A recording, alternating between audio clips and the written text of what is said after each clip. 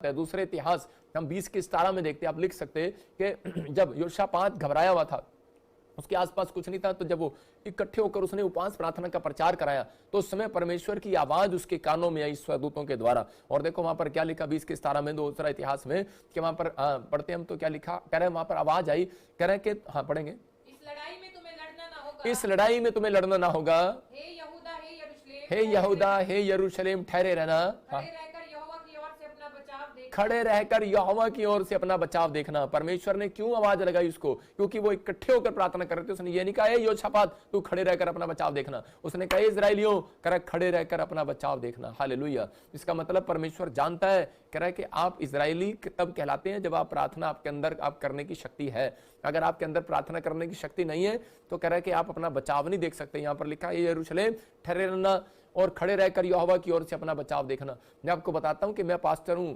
और मैं खुद लोगों को बोलता हूं, पौलुस बोलता है कि मैं चाहता हूं कि तुम भी मेरे लिए प्रार्थना करो। मैं कह रहा हूं कि आज देखा मैंने कितने सारे लोगों को कहा कि मेरे लिए प्रार्थना करो, परमेश्वर ने मुझे कहा, और बहुत सारे लोगों का थैंक यू, उन्होंने मेरे लिए प्रार्थना किया और मैं 14 तारीख की शोभा यात्रा को बड़े धूमधाम के साथ निकाल सका, दिलेरी के साथ निकाल सका। परमेश्वर ने आशीष दिया मुझे, लेकिन किसके कारण? कह रहा आप लोगों के कारण। इसका मतलब कि आप मेरी प्रार्थना में शामिल हुए, मेरी ताकत है आप प्रार्थना जब आप कर रहे हैं। इसका मतलब क्या है कि अगर हम लोगों के लिए दुआएं करते हैं, हमें भी दुआ की जरूरत है कि बहुत सारे लोग हमारे लिए दुआ करें। पवित्र आत्मा चाहता है कि मैं ऐसे लोगों को आशीर्वाद दूं कि जिन लोगों ने मेरे लिए दुआएं की। पवित्र आत्मा क्योंकि संगठन का परमेश्वर है, इकट्ठे होकर परमेश्वर ज्यादा काम करता है। जब लोग इकट्ठे होते हैं तो परमेश्वर ज्यादा महिमा लेता है अपनी। पवित्र आत्मा आज ऐसे लोगों के लिए देख रहा है। आपको फैसला लेना है कि परमेश्वर ने योशापात को कहा, कह कल के दिन तुम बचाव देखना। अगर आज हाथ उठा रहे हो, अगर आपके ऊपर कर्जा है, बीमारी है, समस्या है, कोई भी प्रॉब्लम्स है, मेरा परमेश्वर आज रात आपसे बात कर रहा है इस वचन से। आप हाथ उठाकर कहो परमेश्वर मैं आज से मध्यस्थता की प्रार्थना करूंगा।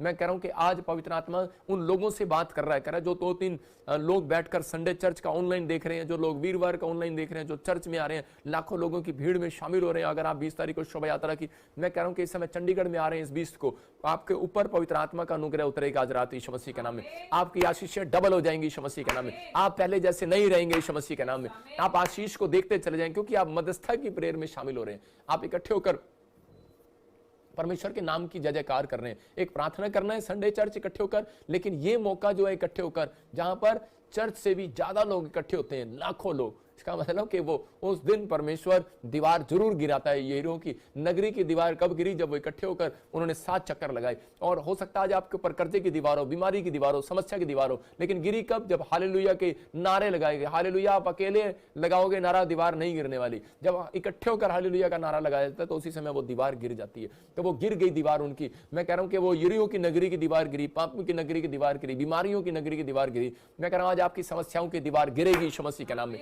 बस आपको कहना है परमेश्वर मैं अब्राहम की तरह पवित्र आत्मा जी मध्यस्थता की प्रेयर में जाऊंगा। मैंने जो आदम और हवा ने जो गलती की मैं नहीं करूंगा। परमेश्वर मैं अपने बच्चों के लिए प्रार्थना करता हूं, हाथों को उठाऊं और कहूं कि परमेश्वर मैं अपने परिवार के लिए, मैं अपने लोगों के लिए, अपनी कलीसिया के लिए प्रार्थना करता हूं। परमेश्वर अपनी सेवकाई के लिए प्रार्थना करता हूं कि पवित्र आत्मा जी कि हम सब इकट्ठे होकर प्रार्थना